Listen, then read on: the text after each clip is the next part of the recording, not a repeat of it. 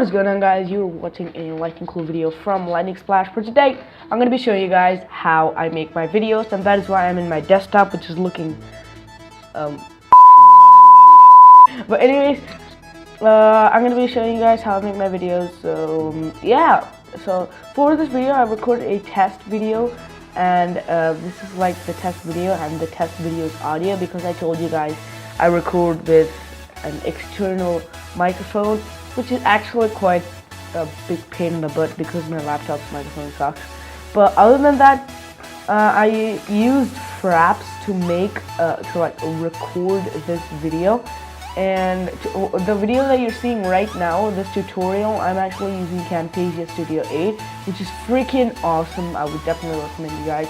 And I use Photoshop CS6 to make thumbnails, which I'll get to, and Audacity, which I used to clear up the background noises in this audio.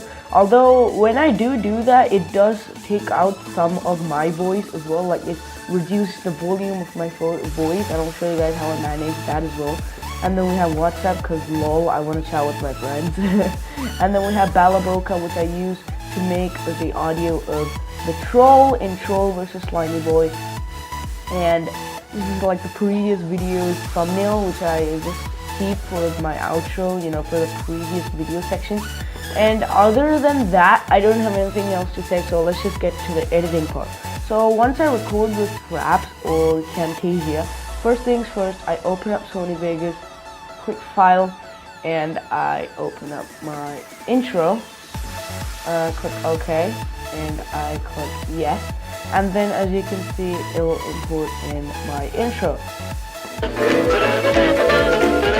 So once my intro is in, what I do is I click file and I open up the video. So because this is a game like Minecraft, and this map doesn't have many audio cues, like if there were audio cues I wouldn't do this, but there aren't many audio cues. So what I do is, like, I click on the audio, I split the audio and video, and I delete the Minecraft recordings audio. That way you won't hear anything. Then what I do is, before I do that, I insert an audio track, okay, and I press this, and I open up the audio, which is not supposed to be there, it's supposed to be here. And what I do is I actually add a gain, because I told you guys the volume is quite low. It sort of reduces the volume of my voice when I render my audio. So what is going on, guys? So basically how I find out whether it's perfect or not is actually by looking here. As you can see, if my voice goes above 12, then it's perfect. Watching a light and cool video from Lightning Splash. Today, this is a small test video where today I'm going to be just showing you. I think I need to increase it just by a little bit. I think that's perfect.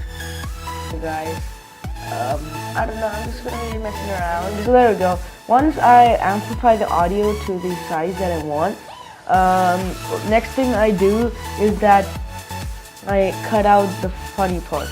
So this video is only 5 minutes long, the video that I have recorded, but usually I record for like 15 to 20 minutes, and then I cut short the video to the most exciting parts, which is like the most fun thing to do. And yeah, I don't have much to say. What I do is I check out and find the parts which are funny, and I add a small transition. I need to zoom in for that. I add a transition which is going to be just about 6 seconds. A few moments later. The push animation, like this one. Okay, and once that's actually done, I don't do much. I insert another audio track for all the effects, like the punch sound and the sensor bleep and all that stuff. So now what I do is I click import. I get this whoosh. Okay, so what I do, first of all, I mark the place where the transition starts. I just put like So I just put like transition, and then what I do is that I perfectly align it to there, so it looks like. So what is going? So as you saw right there, I just created a transition which already takes ages. So so it'll look like this. So what is going on, guys? As you saw right there, that's perfect. So now what I do is I cut out to the much exciting part. One eternity later. But I don't know why, but I seem to like this skin. But oh dear. Okay, so right there, I want to add the punch sound effect.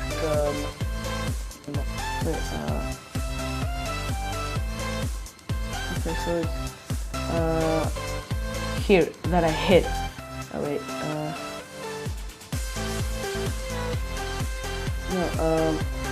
Wait. Yeah, this is how hard it is. But when it turns black, okay, that's where I hit.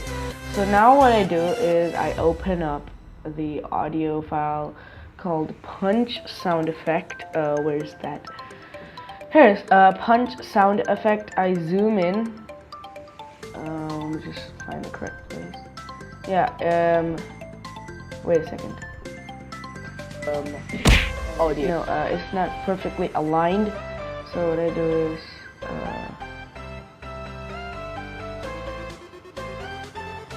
Okay, that's where it turns black. So I put it there, like right where the audio gets high. So now when you watch it, oh dear. So as you can see right there, that looked pretty good. So I just keep on going like that. So yeah, so you get the point. And wait, I want to find the part, and then like I basically search for the parts where I rage. A few moments later. Oh.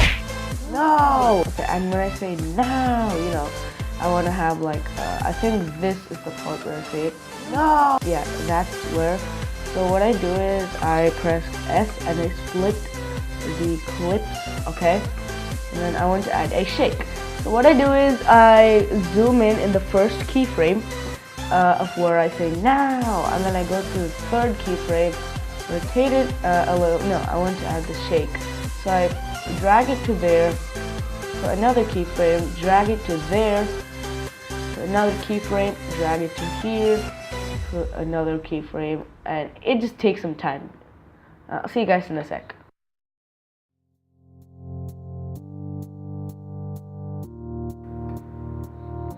Okay, so I just finished the shake, so it looks like this. No! I just saw right there, it looked hilarious, like the shake. So like each keyframe, I put it in a different position. So if we actually see right here, I put this many keyframes and I changed. And now if we play it, oh no! And then I want to add like a technical difficulties there. So I'm gonna split my audio and split it there. I'm just gonna move it a little bit more far. I'm gonna click this right here. I'm gonna insert the sensor beep, which for some reason I decided to make 15 seconds long. I don't know who's gonna curse for 15 seconds, but now what I do is I bring my cursor back here. Okay, wait. I go to the desktop effects and I put in the test card, and then I reduce the size to how much ever I want it to be. And I almost forgot I moved this down here, or else the audio is going to be all messed up. So then I align this other part of the video with the technical difficulties. No! So I don't want that. I just wanted to so I don't want this part. So I'm gonna just delete it real quick because it's quite boring, and then I'm gonna bring it back here, and then we're gonna look at it. Oh! Okay, come on, let's do this. Okay, we want a hit sound here. Oops, my microphone. Oh dear. Okay, we want a hit sound over here. go back a few keyframes.